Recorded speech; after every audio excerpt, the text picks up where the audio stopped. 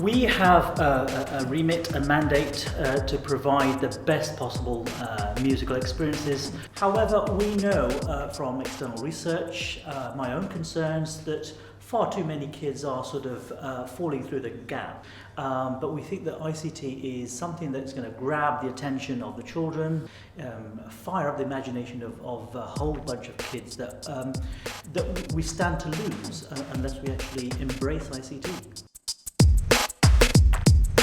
The government are trying to encourage children to talk more about what they're learning and how they're learning and why they're doing something. One of the legal requirements in the national curriculum is that you have 4 strands to a music lesson, which is listening, appraising, composing, performing. Because children listen to each other's music, they appraise each other's music, they compose compose their own music, and then they can perform it to the rest of the class. Since we've developed our curriculum into a more creative curriculum, we're trying to make more and more links between curriculum areas, and we're going to try and link it to our history and our art work, in that they're going to be writing melodies, etc., to suit possibly Impressionist art. But also with the history curriculum, we've been learning about World War II. So again, taking a scene or taking an event and actually writing a tune to match the images that they want to portray using PowerPoint or something else as well. Simplicity is the key. Staff are very busy, they have heavy workloads, and we think a product that is easy to use and enable the various learners to learn, the visual learners, the auditory, kinesthetic, a sure way of actually equipping staff to deliver an effective ICT music curriculum to the many hundreds of children across the borough. Our partnership with Ealing is based on a shared objective and vision. We recognise that technology offers a wider access for students to participate in music. We also understand that not all teachers feel comfortable with music or technology, so part of our support has been to provide training in the form of workshops in schools for both the students and the teachers. It brings up very clearly easy to follow steps, which are not only just designed for the students in mind, but for non-specialist teachers. So they can see what step they're on now, the next step to do. There's no problem about, I don't know where I'm going, I don't know what I'm going to tell the children. You can show them it's on the board, this is what you're going to do.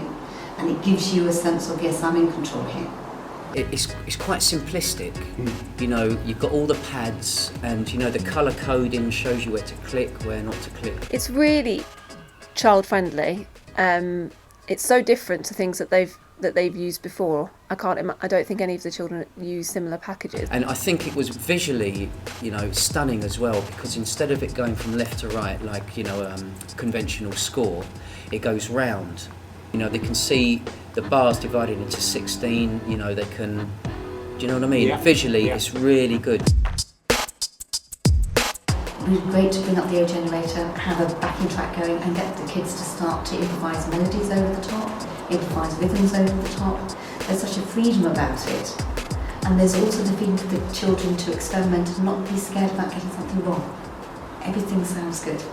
So I can create a simple backing track, and we've got the whole class singing, we've got the whole class playing really quickly. Straight away that boy put down that track and he automatically did it in time. So I think that would be one of the key things that they'd learn here. You can put beats in, take them out wherever you want to do. There's no tick and cross, and some children who are a little bit apprehensive about making their own music, they could do it quite easily, I think, with O Generator, because you can just put things in, take them out. But it also, that lots of the children really aspire to being musicians that they see on TV and they hear on the radio all the time. So actually feeling that sense of achievement in producing something that sounds similar and relevant to everyday music, I think is really important for them. Definitely use it as a whole class. The kids were really engaged, really excited. I'm going to play their song in assembly. It's really satisfying to hear teachers say, I can do this, and to see their students so engaged. And from our point of view, we're delighted to support Ealing with their innovative approach to music education.